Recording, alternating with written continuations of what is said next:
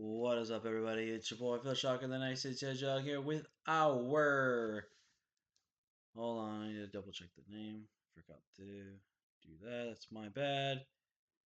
And I should probably always have it on the thing right there, but yeah. This is the LCL Draft League that is run by Real. If you guys don't know who Real was, Real is one of the coaches from the G8DL server. He's made his own personal Draft League server himself, but so we decided to participate in the LCL this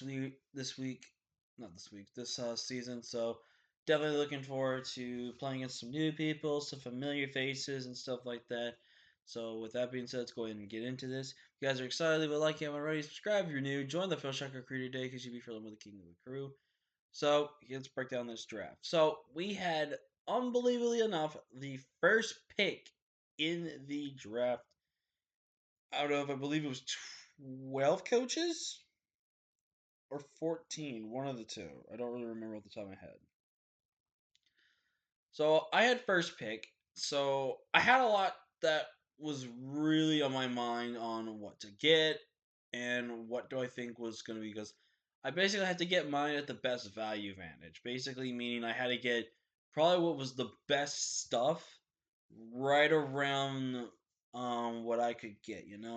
So like when it comes to round 2 and 3 combined, since I get a wheel pick, I need to make sure that whatever I get was gonna be something I was. Excuse me. As you can see, it is very early in the morning for me. I actually took a nap around 6 or 7 p.m. and then woke up at 10. So yeah, I'm extremely tired. So I had to make sure my first pick got really supported well going through the next couple of rounds. So with my first overall pick, there was so much I wanted. I wanted to draft Galarian Zapdos again. I really should have. I wanted to get things like Dracovish, but I'm trying to be nice and be a little lean away from Dracovish as I constantly draft that thing a lot. I've been successful with it a lot, so um, just I don't know, something just there was so much options. There were so many options, but I went with a Pokemon that I have not really used at all. And the first real time I used it, it won me my second overall championship and has been a mon that I've been wanting to get back to trying. Ladies and gentlemen, please welcome back Gara, my Landorus Therian form. I have not used Lando T in so long. I literally, like I said, have not used it since. If for those that remembered my old channel and are new subscribers, it basically was in this league called the APM, the American Pokemon Majors, and I was basically in this league where I went to somewhat new people to the format and some experienced players, and I actually took over a team pretty much mid-season draft, and well, not mid-season draft, but literally after the first round. I think it was right around my turn to pick, and I could pick technically 3 picks because I could repick the mega I wanted, and then the picks afterwards on that. And one of the picks I made was Landorus, and it was mostly because I didn't use it at all. So I wanted to try it, and it brought me a championship. So hopefully the same luck runs with Gara here. I think Landorus in this format is insanely broken. Not for the fact that, it's a Landorus, but the main thing that makes Landorus so broken, there's no hidden power ice anymore. Landorus is free to roam for the majority of the part. Main thing Landorus hates is, just pure ice typing and ice type coverage. But more likely or not, Landorus can actually be built to actually take ice moves guaranteed, which is really, really cool. And, there's still the option of running Yachi Berry if you want to be safe against a certain Pokemon or anything like that. Nothing to be, scared or ashamed of. But overall, I think Landorus is such a fantastic mon, a good Intimidate user, which makes a good use of a good natural defensive stat as well. This Pokemon overall is just super really good. And if people aren't careful, they do need to be careful of special Landorus, because Landorus getting special is really good because it does get access to Calm Mind, over things like Swords and Rock Polish as well. So I just generally think Landorus, for me, I think was a very much value tier 1 round 1 pick because there was probably a really good chance that it wasn't going to make it to me, and I don't know what I could have really gotten that was going to be really on the like. Obviously, there were things like Zera or Zygarde and stuff like that, but I wanted to go with Landers just because again, Landers is one of those ones that's really not exactly broken, but just now pretty much really runs a good majority of the metagame now because of no hidden power ice. So obviously, I waited and I got back to my wheel. So I was really debating on what I wanted to pick up here. I was thinking of potentially picking up Urshifu Rapid Strike and picking up Victini. And I don't remember. I was going to do that, but then this was also when the G8DL draft was actually going on while I was breaking the fourth wall there. That's actually what was happening behind the scenes as well. So I thought to myself, okay, I've already got Victini here. I don't need to use them in other leagues, so I could just switch Urshifu out for that one pick I have over there, and then do something different with this one. Because I could have maybe done that, but again, I wouldn't have had to get a really expensive, no, a very point giving mon for that to work. So I ultimately decided to myself, all right, what do I want to go for here? And then I just looked and I was going to commit to this one because I think they pair relatively good with each other. They're not the best pairing in the world, but I think overall they're nice, good pairing nonetheless. I then went ahead and picked up the young boy, Victini, man. Victini was something that wasn't too shocking to still see around the board. There's, again, still a lot of good mons, and again, it's not that big of a coach roster. But Victini still is one of those mons that I think to get really early in the draft around these rounds is really kind of a good steal to get. Just because Victini overall is a mon that literally does anything you want. It's very true that it's a little predictable. If you can figure the specs, choice band, mix, trick room. But Victini has a lot of versatility in what it actually can do. People don't think that this thing could be relatively defensive. There's options to defensive variations. There's obviously things to choice specs, choice band, choice scarf.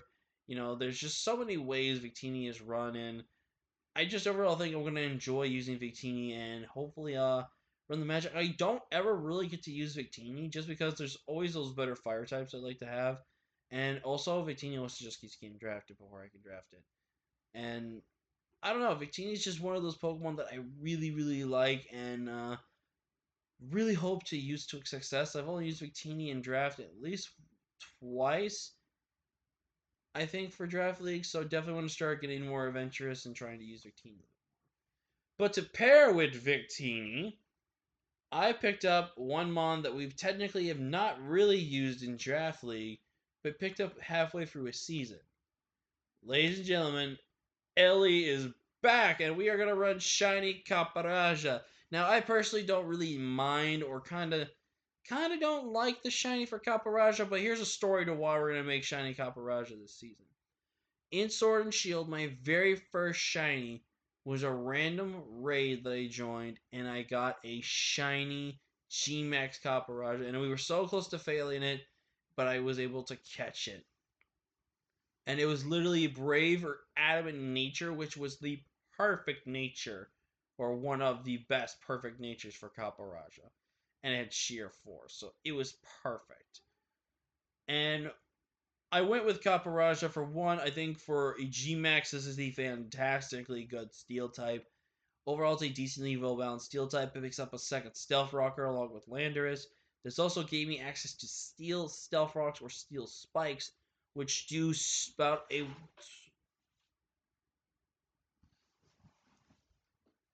It does about... I believe it's about like a 15 to 20 something percent range or 25% chance, stuff like that, to mons that are weak to steel type moves. So I would believe like things like rock types, fairy types, and any other weak mons that I may or not have remembered.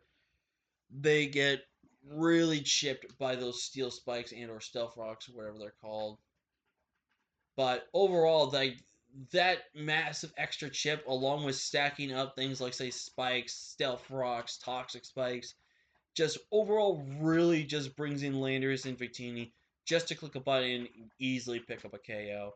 So which is really really great. And overall, Gmax Caparaja is just a monster. So many people have to struggle switching into this thing, switching out on this thing. Like this thing is just a massive mon. Especially if I get this thing under Trick Room, this thing will just never die. It is so hard to kill, and I'm just looking forward to using it again this season. So many picks later on, and I'm waiting and waiting, and I'm really hoping because there's one fairy type that I really want to get that I think would fit this team so much, really, really great. And then there's this Pokemon I think that can pair off that give me some hazard control at the point. Because at this point in my first 3 to 4 picks, I don't have any hazard removal at all besides maybe Landorus. But Landorus doesn't need to be forced to run Defog every single week. So I thought to myself, okay, what can I get? But ultimately, I want to make sure I get my fairy because I know my fairy will never make it back to me if it makes it. And surprisingly enough, I was able to get this mon in the fourth round. I'm so happy. We brought back Streamers, the Sylveon. This is probably one of my favorite evolutions to use in the draft. I overall think Sylveon is such an amazing Pokemon. Sylveon, I think, just provides such a way many good options to my team. And overall, Sylveon gives me that really bulky Wish Pasture. It gives me a Spadef Wall that I really needed. Versus some of my mons, I can play more of a physically defensive wise role. She just gets so Sylveon just gives you that spell off wall. It's also gives you a really good choice specs abuser, and another one that actually can do some decently good damage in Trick Room.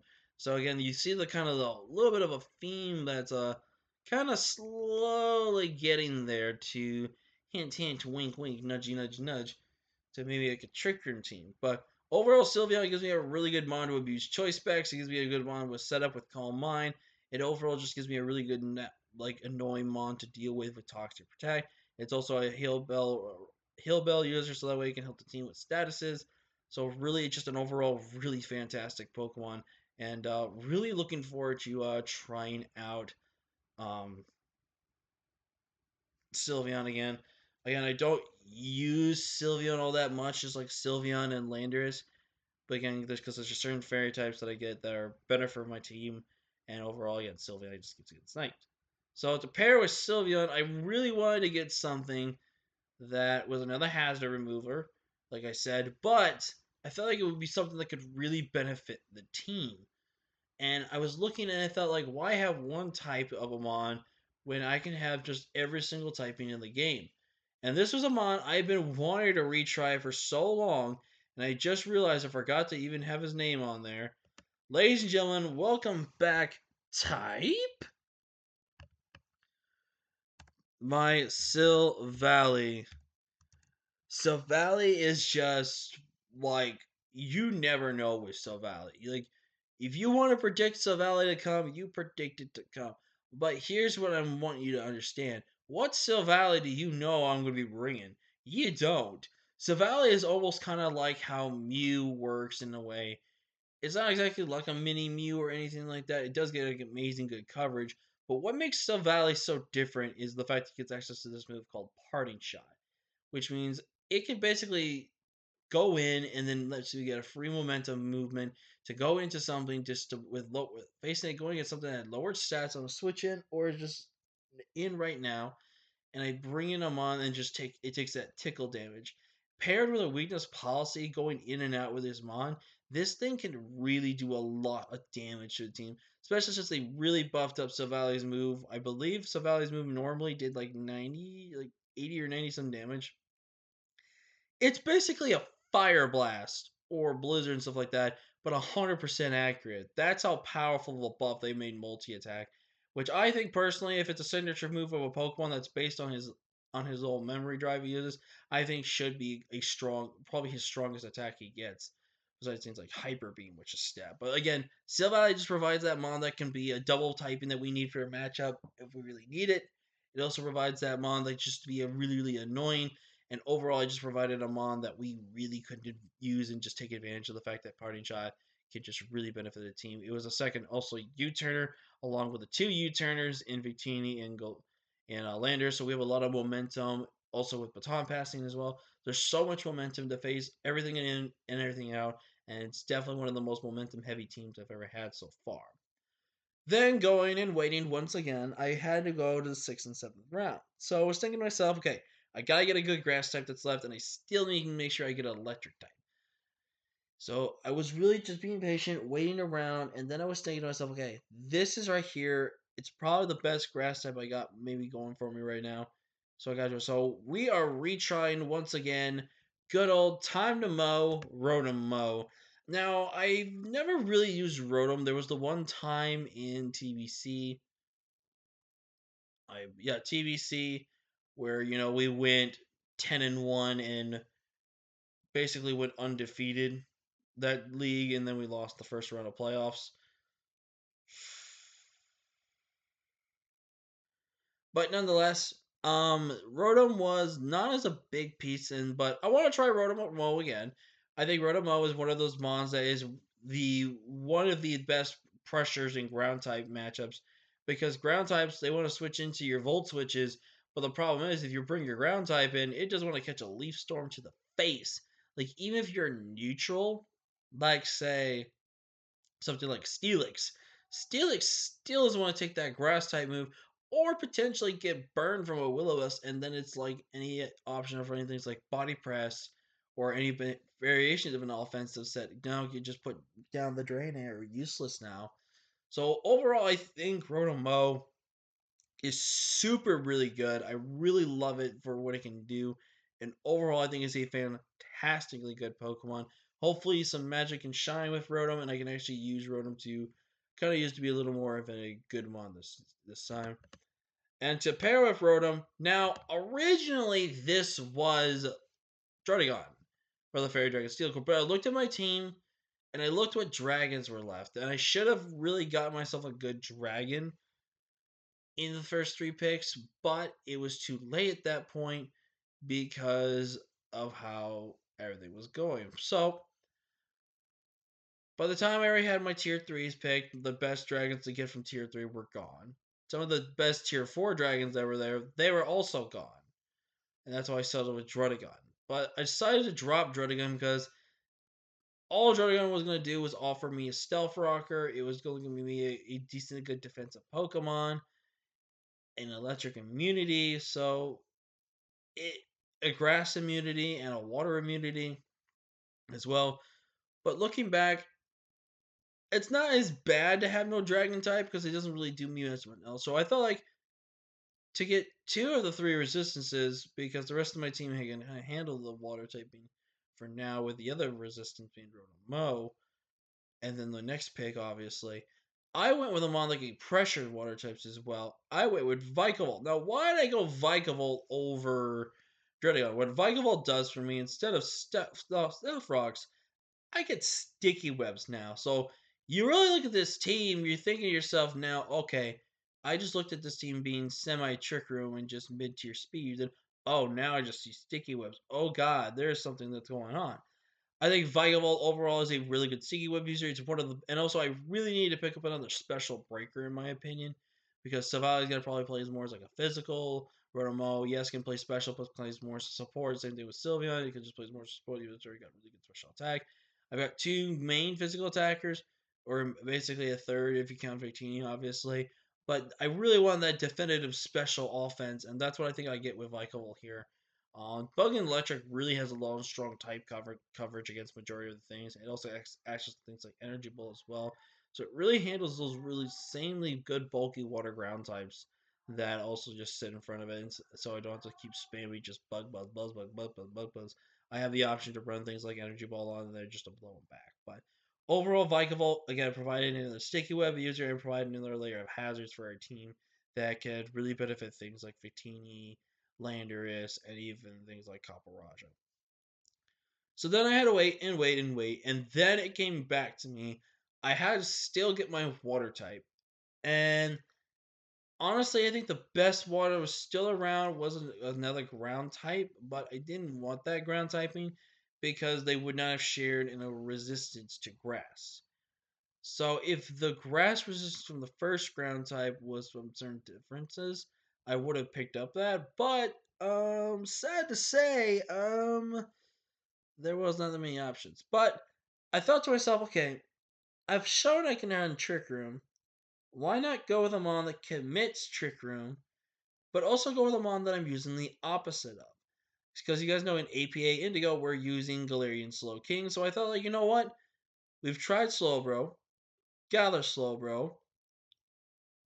Let's go ahead and I'm now trying Galarian Slowking. Why not? Let's go ahead and pick up the Burger King himself, the regular Johto Slowking. So I went with Slowking for kind of a few reasons. One, Regenerator is just really, really good for my team. It's also a really good monster setup trigger for things like Kaparaja. But more importantly, give me two things. One, Regenerator just because of the access to health recovery and stuff like that. But mostly important, I think a lot of people see is Teleport. Teleport is really, really good. Slow Teleport is like a slow baton pass essentially, and that could actually be really, really good if you're predicting switches. If you are like guaranteeing you want to bring something in on you with that, overall, I think that's a really, really good pickup, and I think that Slowking can do some work, and I'm excited to try Slowking for the very first time. I've never used Slowking before. And now on my second to last wheel, I had to pick up something. I originally picked up Sneasel because of the fact that I really need some speed. I really needed a dark type as well. So I ultimately just decided, after you can tell by my next pick, obviously, that afterwards I was thinking to myself, okay, excuse me, I don't have rapid spin. I don't have a fighting type. I need something that can, support the team hazard controlled wise because all I have at this point are three defoggers and no rapid spin. So I decided to drop Sneasel and pick up Hitmonchan. As you can tell by getting on the next pick, you can understand why I made that decision as well. But Hitmonchan was really, really good. Iron Fist is really good. It's got dual priority and Mach Punch and Bullet Punch. It's got a great moveset nonetheless. It's also relatively good Spadef bulky as well, decently physically bulky as well. Overall, this Pokemon gave me, it's also another one that's got a decent good base speed as well, but this gave me, again, like that one mon that checked extremely bulky dirt types I want to go against my team. It also helps against those extremely bulky normals. But more importantly, this thing with the speed boost increase can actually run things like, say, Life Orb. We could run things more like Assault Vest with a rapid spin and just be a really nuisance while still being an offensive monster. This thing overall is just super, super strong. Iron Fist is really good on it, and I'm just excited to try Hitmonchan. It's been a long while since I've tried Hitmonchan, and the times I've used it, it's not been the ultimate greatest, but it's been fun to use. So I'm definitely looking forward to it. And on my last wheel, I had to think of what exactly I wanted to get. So obviously, I got rid of my Dark type now, but it was before. It was right after I did because the Sneasel and the Dredagon were made after the draft was finished. So this I was decided to stick as my main dark type of choice. I have brought him to the LDL Championship, and in the last week he pulled the clutch for the weakness policy. Said, "Ladies and gentlemen, Skazar has returned. Skazar, my Drapion. Drapion provides a lot for this team. It gives me a really good, decent defensive poison dark type. It also gave me a Mulligan that has only one weakness, being ground, and we have so many good ways to counter ground typing. Now, with a Levitator, a flying type, a bulky grass type that's also levitated as well. This Pokemon just overall is super good. It provides good toxic spike support. It gives me a good taunter. It gives me a good assault vest user. This Mon is just a menace and such a massive pain for so many teams to have to worry and be like just, oh my god, head scratching wall. And also having the grounded poison means I can get rid of those toxic spikes if I ever so need to, which is really, really great. And overall, I just really love Drapion. Drapion is just one of my personal favorites. And with my last pick, he kind of failed in G8DL, so I want to give him one last try to see if I can do something with it. Ladies and gentlemen, it's our Wish Passer, the Wi-Fi bars though, Licky Licky. So I went with Licky Licky just for the fact again Wish Passing, and I thought again Licky Licky in my opinion, being tier 5 is a steal to get.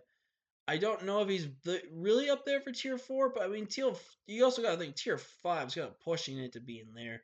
That's just cheap. It's like they have Decidueye in tier 4 for some reason, which honestly, tier 3 fits it better, but we're not going to argue here. But Licky Licky again, it gives me that Wish Passer, it gives me that really good bulky normal type I wanted. And now you just look at this team. This team just screams like a now I have to prep for not only sticky webs, but now I actually have to prep for really good trick room teams because he's got free setters now. Like I've got two second types to do that. I believe I have another one that sets it, but I don't know what at the moment. But overall, I just think this team really came good. I only made the screen transitions. I'll still have all four once the draft officially the draft the league officially starts. So really excited. But that's it for me, guys. Sorry if I rambled and talked a long time, but I just wanted to get my thoughts out there. But yeah, that's it for me, guys. If you like it, rate, subscribe. If you're new, join the Official Crew today because you're feeling with the king of the crew. Until next time, guys, I'll see you guys later. Peace.